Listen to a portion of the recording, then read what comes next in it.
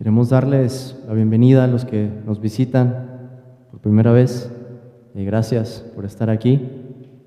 Es un placer para nosotros recibirlos y quiero comentarles que terminando la predicación tenemos después una comida, es gratuita, es algo para compartir, un momento para que podamos seguir platicando y conociéndonos. Quisiera que fuéramos en esta tarde al Evangelio según Marcos, capítulo 8, y vamos a leer del versículo 31 al 38. Marcos, capítulo 8, versículo 31 al 38. Si ya lo tienen ahí, les pido que se pongan en pie para hacer la lectura. Así dice la palabra de Dios. Y comenzó a enseñarles que le era necesario al Hijo del Hombre padecer mucho y ser desechado por los ancianos, por los principales sacerdotes y por los escribas, y ser muerto, y resucitar después de 3 días. Esto les decía claramente. Entonces Pedro le tomó aparte y comenzó a reconvenirle. Pero él, volviéndose y mirando a los discípulos, reprendió a Pedro, diciendo: «Quítate de delante de mí, Satanás, porque no pones la mira en las cosas de Dios, sino en las de los hombres». Y llamando a la gente y a sus discípulos, les dijo: «Si alguno quiere venir en pos de mí, niéguese a sí mismo y tome su cruz y sígame, porque todo el que quiera salvar su vida la perderá, y todo el que pierda su vida por causa de mí y del Evangelio la salvará. Porque ¿qué aprovechará al hombre si ganare todo el mundo y perdiere su alma? ¿O qué recompensa dará el hombre por su alma? Porque el que se avergonzare de mí y de mis palabras en esta generación adúltera y pecadora, el Hijo del Hombre se avergonzará también de él, cuando venga en la gloria de su Padre con los santos ángeles». Amén, hermanos, pueden tomar asiento. Vamos a orar. Señor, Dios nuestro, Dios santo, te damos gracias por esta oportunidad que nos das de llegar ya hasta este capítulo en el Evangelio. Te rogamos, Señor, que abras nuestros ojos a ese llamado de Cristo, ese llamado a que renunciemos a todo por Él. Señor, enséñanos más del costo de seguir a Cristo, pero enséñanos también más de esa promesa, esa recompensa que espera para todos los que aman a tu Hijo Jesucristo. Danos luz en este día, te lo pedimos en el nombre de Jesús. Amén. Uno de los debates que surgió en el evangelicalismo moderno y que perdura hasta el día de hoy fue la cuestión de si Jesús podía ser el Salvador de una persona sin llegar a ser su Señor. No sé si alguno de ustedes está familiarizado con esto, pero hay personas en las iglesias evangélicas que dicen: «Oye, ¿y ese hermano por qué es así? Es que mira, Jesús es su Salvador, pero Jesús no es su Señor todavía. Es que Jesús ya está en su corazón, pero Jesús todavía no tiene el trono de su corazón». Algunos abogaban por la idea, entonces, de que había personas que realmente habían sido justificadas, que Dios había perdonado sus pecados, aun si no eran obedientes a sus mandamientos, con tal que hicieran una profesión de fe. Estas personas defendían la idea de que, como he dicho, Jesús podía estar en el corazón sin tener el trono del corazón.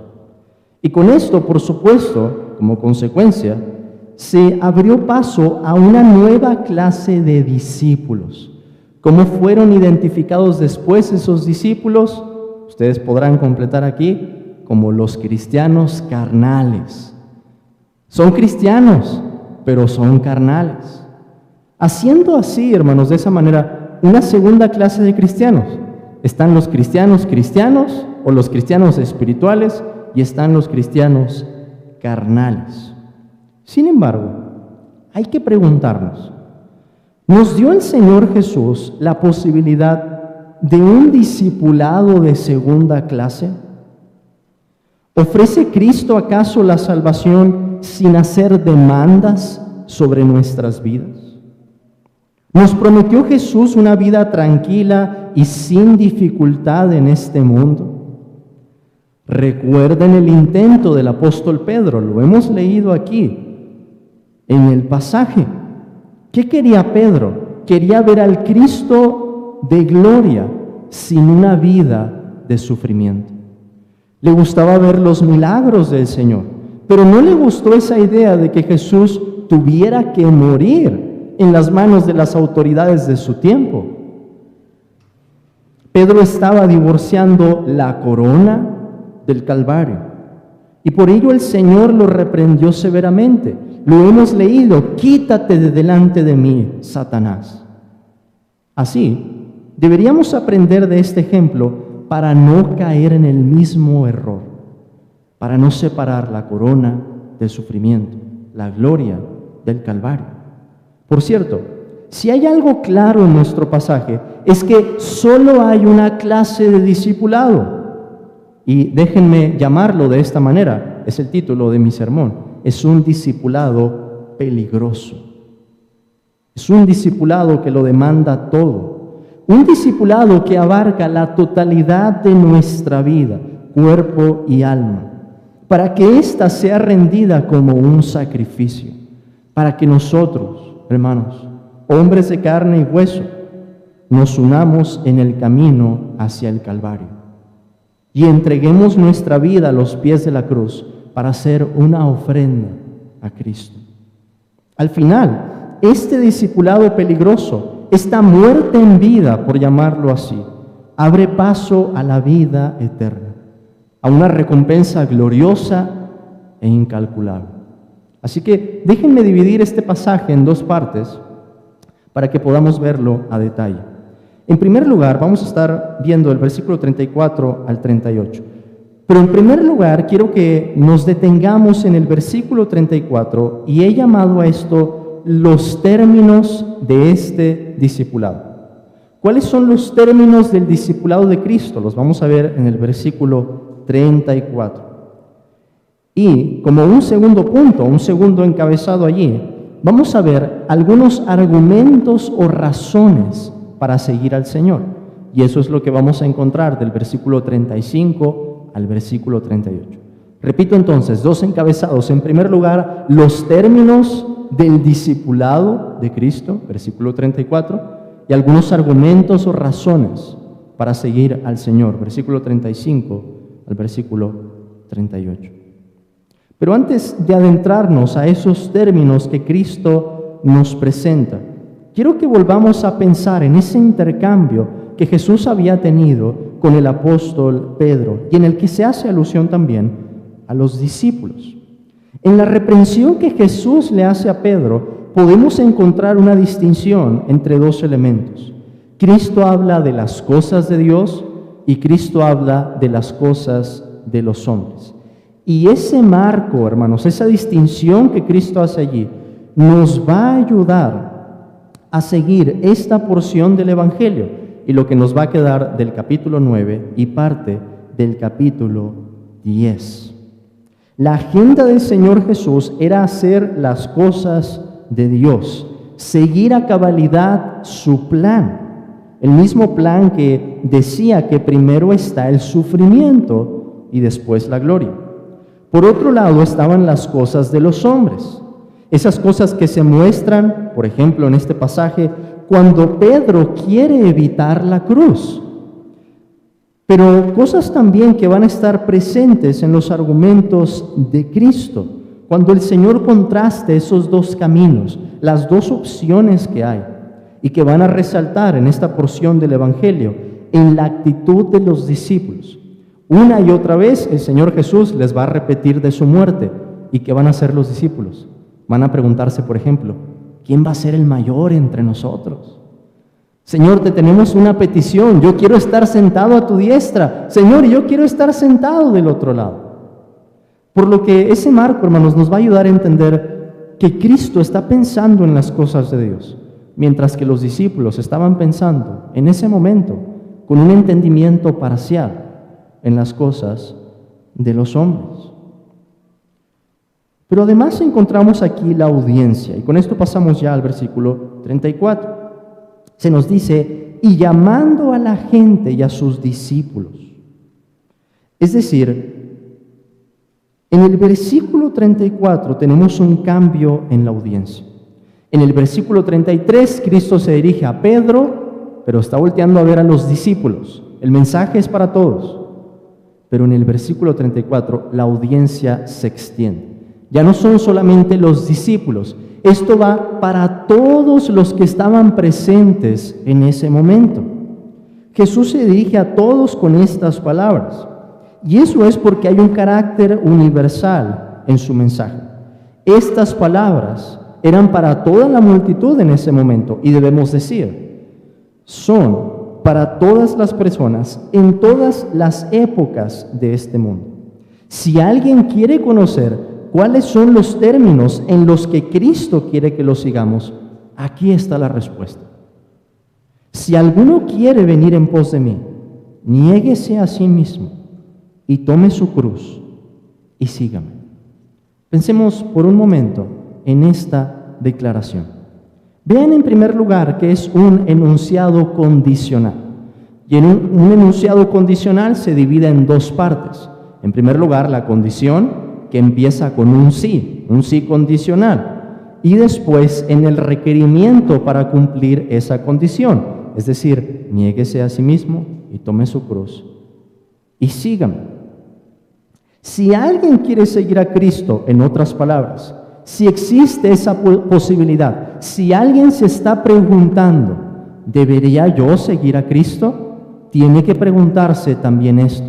Y si alguien está decidido en seguir a Cristo, tiene que tomar el requerimiento de esa condición, negarse a sí mismo, tomar su cruz y seguirlo. Vean, hermanos, en primer lugar, que no somos nosotros los que decidimos de qué manera seguir a Cristo. No somos nosotros en el cristianismo los que ponemos las condiciones. Señor, sí te voy a seguir, pero yo exijo esto y lo otro y de esta manera y no voy a dejar este pecado y este sí. No. Es Cristo quien pone las condiciones. Es Cristo quien nos dice cómo hacer. Y ese es el único discipulado que Cristo admite. Ahora piensen en la diferencia al discipulado de cualquier otro maestro. En los maestros de la época del Señor, la gente se enlistaría en sus escuelas. Hemos visto que Cristo hace lo contrario. Cristo va y elige a una persona, le dice, ven para acá, tú me vas a seguir, ven y sígueme. Pero otra diferencia es también que los discípulos de otros maestros en Israel aprenderían de ellos y después tendrían como beneficio que esa cierta educación serviría para abrirles oportunidades a sus estudiantes. Oye, tú estudiaste con fulanito, ¿verdad?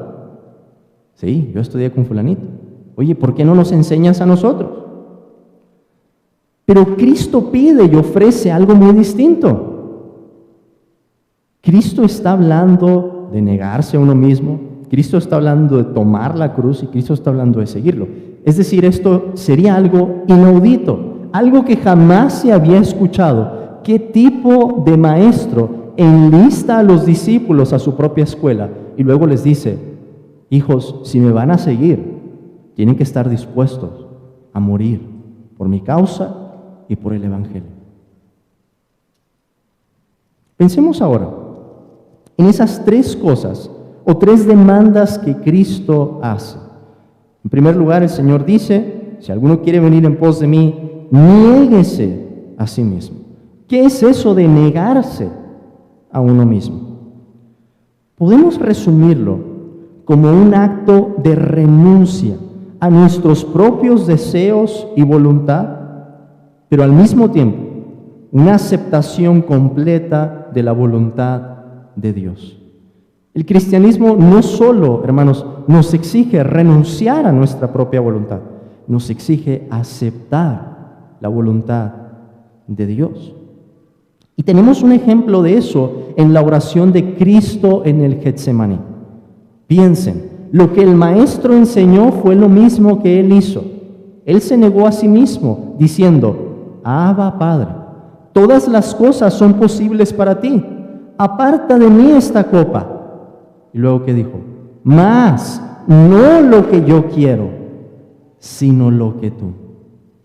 En ese momento Cristo nos demuestra cómo es que se ve esa clase de autonegación. Por un lado, ese impulso humano en el que queremos evitar el dolor y el sufrimiento, pero Cristo, hermanos, somete eso a la voluntad del Padre, negándose a sí mismo. ¿Cómo contrasta esto, entonces, con lo que buscamos por naturaleza? Por naturaleza, después de la caída, nuestros deseos y voluntad son contrarios a los de Dios. El pecador en su estado natural dice: lo que yo quiero, Dios, y no lo que tú. Aun si nos cuesta aceptarlo, lo cierto es que tenemos un hambre de autonomía, de que nadie nos mande, que nadie nos diga lo que tenemos que hacer.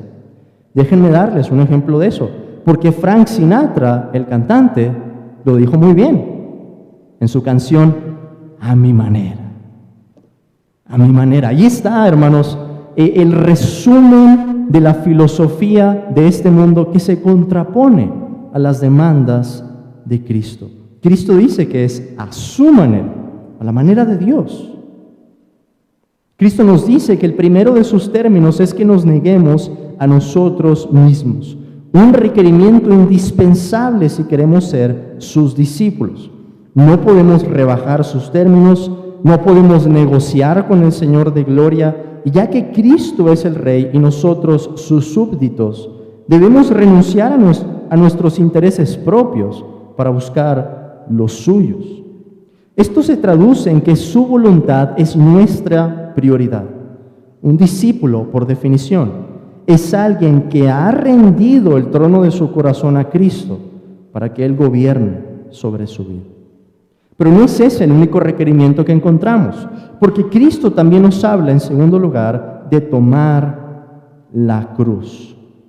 A propósito, que esos tres verbos o esas tres demandas son verbos en imperativo. ¿Qué es tomar la cruz? ¿Qué es lo que significa?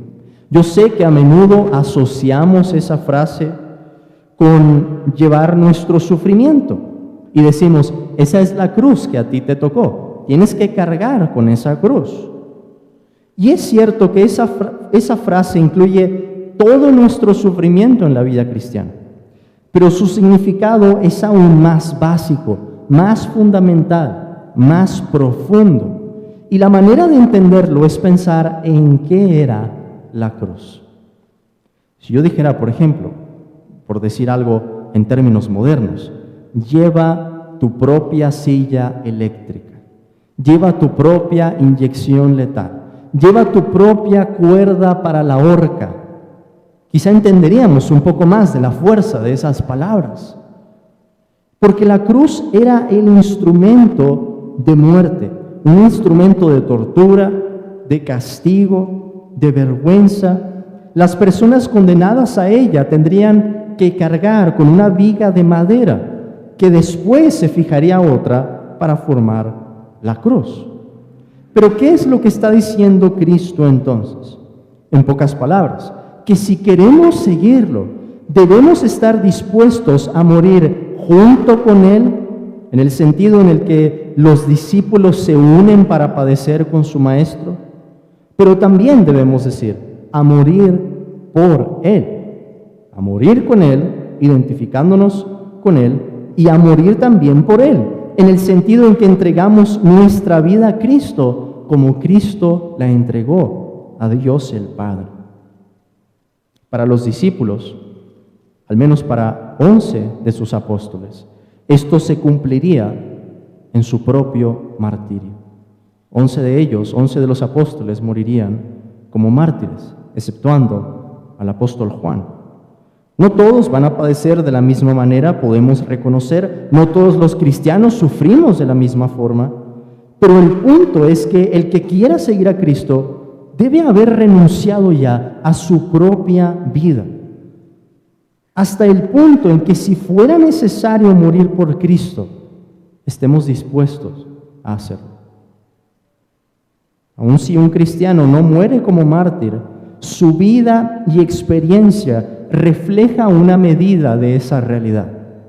Por eso algunos autores han llamado a esto la vida cruciforme, una vida que tiene la forma de la cruz, una cruz que llevamos con nosotros, la sentencia de nuestra muerte, el costo de seguir a Cristo. El cristiano así, hermanos, muere pequeñas muertes cada día. Muere a los deseos de la carne, muere a las pasiones que ofrece este mundo, muere a las sugestiones y engaños de Satanás. Y muere con la expectativa de vivir después con Cristo, como vamos a pensar en un momento. Como lo dijo un misionero una vez, a quien el capitán del barco le preguntó si no le daba miedo morir en la isla en manos de los paganos, que a propósito eran caníbales. Estoy hablando de John G. Peyton. El misionero dijo: no, capitán, usted se equivoca. Nosotros ya hemos muerto. Esa fue la clase de renuncia con la que él y otros hombres se embarcan a esa isla de caníbales, las Nuevas Hébridas, lo pueden buscar después, unas islas que fueron alcanzadas con el Evangelio. La clase de disposición, de actitud, de mentalidad que Cristo demanda de sus discípulos. Pero en tercer lugar, Cristo habla también de seguirlo. Y sígame, dice él. ¿Qué significa seguir al Señor? Podemos distinguir esto en dos partes: seguir su instrucción y seguir también su ejemplo. Debemos seguir al Señor en estas dos cosas: hacer lo que Él nos manda e imitar el ejemplo que Él nos dio. Por supuesto, esas dos cosas son inseparables, pero nos ayuda a distinguirlas para saber qué es lo que significa realmente seguir a Cristo. Piensen, por ejemplo, si pensáramos en la enseñanza de nuestro Señor, podemos pensar en las parábolas, podemos pensar en el perdón, podemos pensar en el amor. Un nuevo mandamiento os doy, que os améis unos a otros como yo os he amado. Y si pensáramos en su ejemplo, mencionaríamos cosas parecidas, pero nos ayuda a pensar en qué es exactamente seguirlo. Porque ejemplo os he dado, nos dijo el Señor, Juan capítulo 13. ¿Qué fue lo que el Señor hizo? Se puso un lebrillo, lo mojó, empezó a lavar los pies de sus discípulos, el mismo Señor de gloria, creador de los cielos y de la tierra, y les dijo que les había dado ejemplo, que hicieran como Él, que no podían entender todo lo que estaba pasando en ese momento, pero que hicieran lo mismo, que lo imitaran en ese servicio, en esa humildad. Hasta este punto podemos decir que los términos de Cristo son claros, pero hermanos, si somos honestos, hay que reconocer que son también fuertes. Que a primera vista, si pensáramos en lo que significaría para los discípulos oír a Cristo en ese momento y decir: ¿negarnos a nosotros mismos? ¿Tomar la cruz? ¿Cómo? Señor, tú has resucitado a los muertos, has sanado a los enfermos, has perdonado a los pecadores. ¿Cómo está esto, esta nueva enseñanza de que ahora tenemos que estar dispuestos a morir?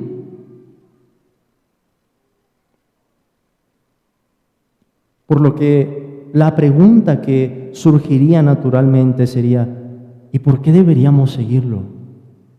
Si el costo aparentemente es tan alto, si estas palabras son tan fuertes, ¿quién se atrevería a seguir al Señor en un camino de sufrimiento, de dolor, de vergüenza, de muerte? ¿No va acaso esto en contra de la razón? La respuesta es no. La respuesta es no. Y Cristo nos lo demuestra en este pasaje. Cristo nos da entonces los argumentos o razones para seguirlo. Si hasta aquí llegara el mensaje, hermanos, si nos quedáramos solo con el versículo 34, podríamos tener la impresión de que el cristianismo es una religión irracional. ¿Cómo está eso de que Cristo demanda de sus seguidores que sean mártires? ¿Qué clase de religión es esa? Pues hay que completar esto. Cristo nos habla del costo, pero Cristo también nos habla de la recompensa. Lo cierto es que a Cristo le place agregar algo aquí, y son palabras que apelan a nuestro razonamiento. Hermanos, Cristo sabe que todos naturalmente tenemos un impulso por preservar nuestra propia vida, y por eso el Señor quería asegurarse de apelar a argumentos racionales, una razón santificada, claro está, pero argumentos racionales para convencernos. El Señor Jesús sabe que necesitamos estar convencidos si vamos a decidirnos a hacer una cosa como esta, si se trata de entregar nuestras propias vidas. Por eso es que el Señor nos habla en forma de recompensas.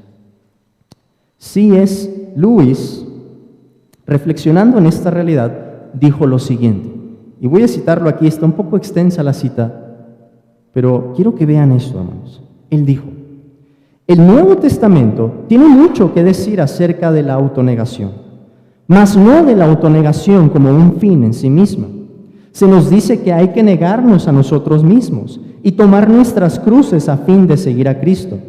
Y casi toda descripción de lo que obtendremos al final, si lo hacemos así, contiene un llamado para despertar nuestro deseo.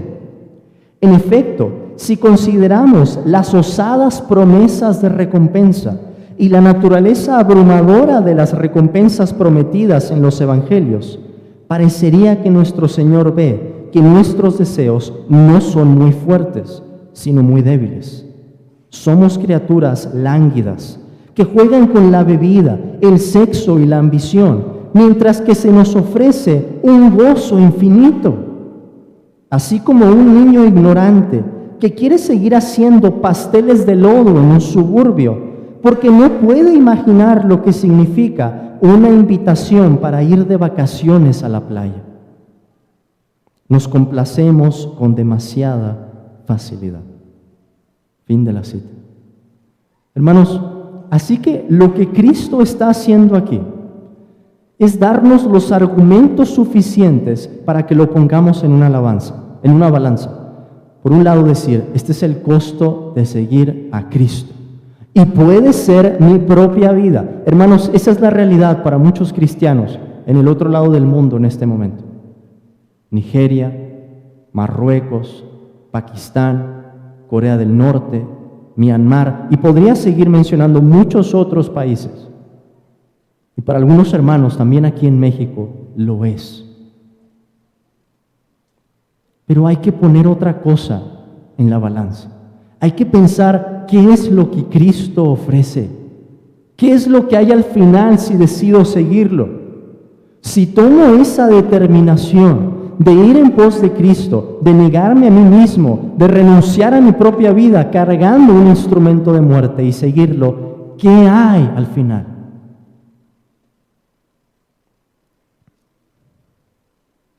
Cristo nos dice, versículo 35, porque todo el que quiera salvar su vida, la perderá. Y todo el que pierda su vida por causa de mí y del Evangelio, la salvará. Noten la estructura de esas declaraciones, de lo mismo que encontramos en el versículo 35, 36, 37, 38. 4 argumentos o 4 razones que comienzan con una conjunción en griego que nos indica que se está reforzando o apoyando la declaración del versículo 34. Es por eso que aparece la palabra porque. De hecho, aparece en los 4 versículos en griego, aunque no se refleje en el versículo 37 en nuestra traducción. Pero Cristo está multiplicando los argumentos, multiplicando las razones, porque esto, porque esto, porque esto, porque esto, para apelar a nuestra razón. Cada uno de ellos apuntala más la idea de seguir a Cristo y nos motiva para aceptar los términos del Salvador. Los primeros tres, versículos 35, 36 y 37, resaltan la idea de la vida y el alma, mientras que el versículo 38 se refiere al juicio final y se presenta a modo de advertencia. Pensemos en el versículo 35. Hay aquí una paradoja. Parecería algo contradictorio a primera vista. Todo el que quiera salvar su vida, la perderá. Todo el que pierda su vida por causa de mí del Evangelio, la salvará.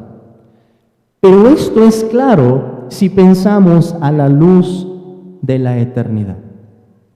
El punto es el siguiente: quien rechace el llamado de Cristo por querer preservar su vida aquí y ahora, para evitar el sufrimiento, para evitar la vergüenza temporal, al final perderá su vida y se condenará por siempre. Por otro lado, el que sigue el llamado de Cristo muere en vida por causa de Cristo y del Evangelio, pero al final, ¿qué es lo que pasa? Se salva eternamente. El primero elige vivir temporalmente y al final muere eternamente. El segundo elige morir temporalmente y al final vivir eternamente. Así que es cierto, Cristo lo demanda absolutamente todo. Pero también es cierto, Cristo nos da una enorme promesa. La promesa de la vida eterna. Hermanos, ¿dónde estaremos? ¿20, 40? ¿Qué les gusta? ¿60 años? ¿80 años en los que estén muy saludables, hayan cuidado muy bien su cuerpo? Y aún así eso no es ninguna seguridad, ¿verdad? ¿Qué habremos hecho? ¿Habremos vivido de esa manera en la que renunciemos a nuestra propia vida aquí para decir: Señor, yo amo la vida, yo quiero estar contigo y te amo a ti, quiero preservar la vida? ¿Cuál es la manera de preservarla? Es perderla aquí, entregarla a Cristo como una ofrenda, un sacrificio. Y esto es muy razonable. Es algo que se refuerza todavía más por el versículo 36. Cristo dice: porque ¿qué aprovechará el hombre si ganare todo el mundo y perdiere su alma? ¿Qué debería preferir un hombre y una mujer en su sano juicio? Piensen conmigo. ¿Un gozo temporal para después encontrar un tormento infinito?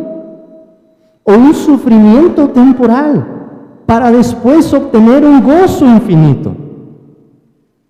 Eso es lo que estaba en juego para los discípulos y también para ti. Estoy hablando a cristianos y estoy hablando a no cristianos. Que nadie se engañe.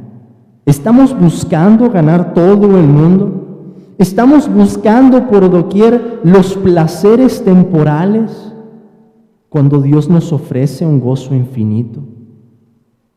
A menudo, hermanos, he llegado a pensar que las diversiones de los niños no son muy diferentes a las diversiones de los adultos. Es cierto, los pecados son diferentes y se ven diferentes, y después un niño que empieza a crecer empieza a descubrir otras cosas y otro tipo de pecados. Pero podemos ver a un hombre de 80 años, obsesionado quizás por hacer una colección, obsesionado quizás por lavar y encerar su carro todos los días, cuidarlo como si fuera la posesión más preciosa. Podemos ver a hombres que quizás están al borde de la muerte, a la faz de la muerte, y están haciéndose o pensando las preguntas de un niño, jugando como un niño, viviendo la vida como un niño. Hermanos, piensen en la locura del pecador, que como lo dijera un puritano, prefieren tomar un sorbo de placer para terminar bebiendo un mar de ira. ¿En serio? ¿En serio? ¿Vas a cambiar la oferta del Salvador por las pequeñeces de este mundo, por un montón de lodo y estiércol. Anda y ve, puedo decirte, anda y ve. Busca los tesoros de este mundo. Acumula oro, acumula fama, acumula relaciones ilícitas. Disfruta de todo lo que hay para tu carne. Pero te pregunto, después de todo ello, cuando lo hayas probado todo y te canses de lo que este mundo tiene que ofrecer, Dios demandará tu vida. ¿Qué darás tú para redimirla? Cristo lo dice así: ¿o qué recompensa dará el hombre por su alma? Podrás decirle a Dios: Señor, déjame intercambiarte aquí mi oro, mis posesiones más preciadas por más tiempo de vida. Concédeme tantito más, no quiero demasiado, pero tantito más para seguir disfrutando. Como lo dijo el Señor en una parábola: necio, esta noche vienen a pedirte tu alma, y lo que has provisto, ¿de quién será? Por si fuera poco, tenemos al final, en el versículo 38, una advertencia. Cristo dice: porque el que se avergonzare de mí, de mis palabras, en esta generación adúltera y pecadora, el Hijo del Hombre se avergonzará también de él cuando venga en la gloria de su Padre con los santos ángeles. Nuestro Señor Jesucristo volverá en gloria y nos dice Él que se avergonzará de los que se hayan avergonzado de Él en esta vida. Dicho de otra manera, Cristo no da lugar a la cobardía. Esto es todo o nada. Cristo no ignora la debilidad de sus discípulos, pero nos habla así precisamente, hermanos, para despertar nuestro entendimiento, para que seamos valientes. Permítanme terminar aquí con algunas aplicaciones que aprendemos de este texto. Voy a dar 3 para acabar. En primer lugar, nuestro Salvador nos explica claramente sus términos. Nos llama a este discipulado peligroso, pero lo acompaña también de sus promesas. El peligro, seguir a Cristo, es temporal.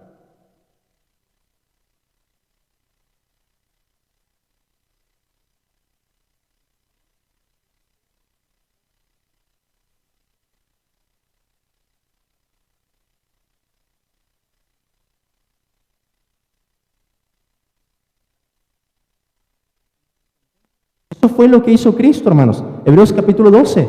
Por el gozo puesto delante de Él, sufrió la cruz, menospreciando el oprobio. En segundo lugar, el llamado de Cristo nos muestra lo precioso, lo invaluable que es Él. ¿Qué hombre puede hablar de esta manera? Buda no lo hizo así. Mahoma tampoco habló de esta manera. Pero Cristo habló de tal forma en la que nos dice que Él demanda todo. ¿Por qué? Porque Él es el Dios verdadero. Porque Cristo es infinitamente precioso. Y por eso, como aquel hombre de la parábola que encuentra ese tesoro en una tierra, va y vende todo lo que tiene para conseguirlo. Por último, hermanos, tanto creyentes como no creyentes, al oír el llamado de Cristo, deberíamos pensar en función de la eternidad. En los no creyentes, esto puede derivar en la conversión de sus almas. Quizá porque no lo habían considerado antes. Algunos han entendido algo ya del costo, pero quizá no han considerado las promesas, lo que está en juego al pensar en Cristo. Y considerando esto dicen: Señor, yo voy a seguirte. Es que es tan claro, es tan razonable. ¿Qué debería producir esto, por otro lado, en los creyentes? Hermanos, esto debería ser algo que preguntemos todos los días.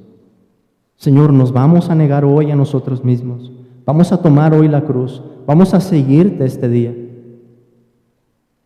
Y al final, eso producirá consagración, una mayor devoción, recordar de nueva cuenta el costo de seguirlo, lo que implica seguir a Cristo como su promesa, que va a producir esa mayor motivación, va a despertar nuestro deseo.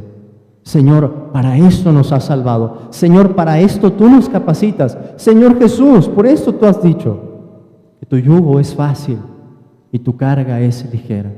Ayúdame a llevarlo por tu gracia hasta que llegue al final de mis días. Oremos, hermanos.